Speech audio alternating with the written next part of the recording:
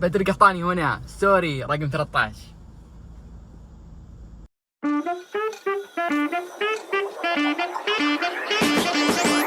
السلام عليكم ورحمة الله وبركاته، معكم بدر قحطاني. كيف حالكم يا جماعة الخير؟ عساكم خير يا رب. لا تنسوا تضغطون زر اللايك، الله يسعدكم إذا عجبتكم القصة، والاشتراك في جرس التنبيهات عشان نوصل 1000 مشترك قبل نهاية السنة. أنا أثق فيكم أنتم، ونشركم للقصة بيخلينا إن شاء الله نوصل 1000 مشترك قبل نهاية السنة بإذن الله. حساباتي في السوشيال ميديا في الديسكريبشن والوصف تحت أو في الشاشة كالعادة يعني. وبس والله ما بيطول عليكم المقدمة، ويلا ندخل قصة اليوم. جهزوا مفرحات ومشاهدة ممتعة. طيب قصتنا لهذا اليوم راح تتكلم في أواخر عام 2020 لأحد الطلاب المبتعثين في لندن. شخص اسمه محمد، طالب عماني مبتعث في لندن للدراسة.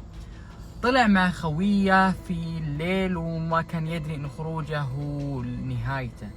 طلع مع خويه في الليل يروحون لقهوة، يعني زي اي واحد وصديقه يسولفون يتقهوون يفلون امور. طلع محمد مع خويه وكان يلبس ساعة فاخرة جدا من اشهر الساعات في العالم، ساعة ماركة رولكس. اتوقع مستحيل احد ما يعرفها، من اغلى الساعات في العالم، او يعني ساعة غالية، يعني من اغلى الساعات، غالية مرة، هي غالية يعني ما اختلفنا، ساعة فاخرة جدا. فكان لابسها. ايش صار في وقتها؟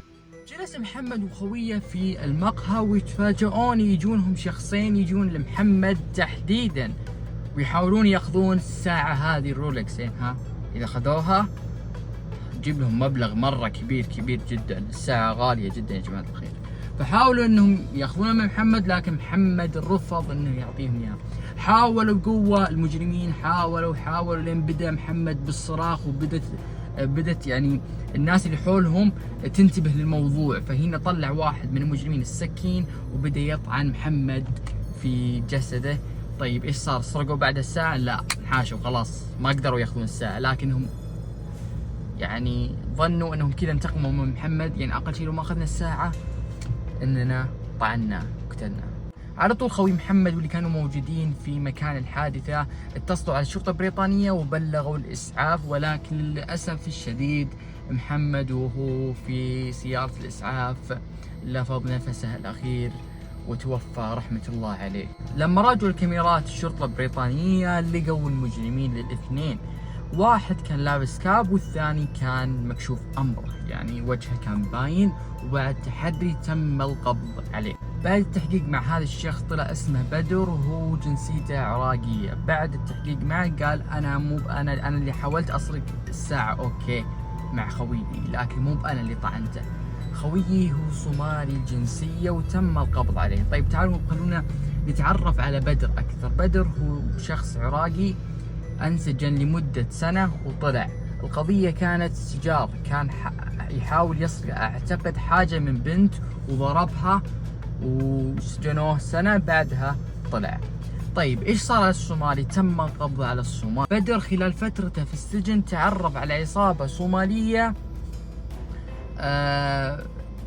هذه العصابة تروح في لندن عشان تسرق من الخليجيين اللي يمتلكونهم، او تصل الامر انهم يقتلونهم اذا ما اعطوهم هذا الشيء. كذا هذا اللي صار مع محمد بالضبط، الله يرحمه.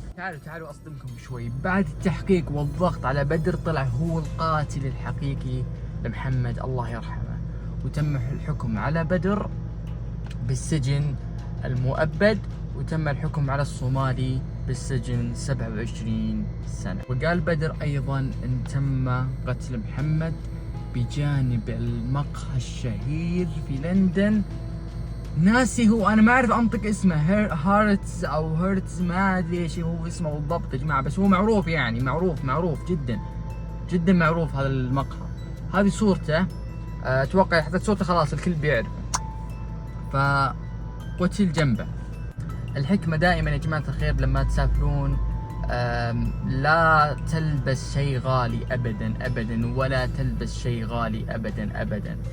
الحذر من هذا الامر، الحذر من هذا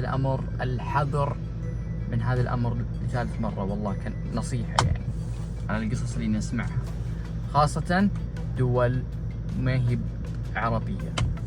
الى هنا نهاية القصة. لا تنسون تضغطون على زر اللايك، اللي ما اشترك يشترك ويفعل جرس التنبيهات. حساباتي في السوشيال ميديا في الديسكريبشن تحت. حياكم الله، تشرف فيكم او في الشاشة. وبس والله كان معكم بدر قحطاني، اشوفكم ان شاء الله في القصة الجاية. في امان الله، مع السلامة.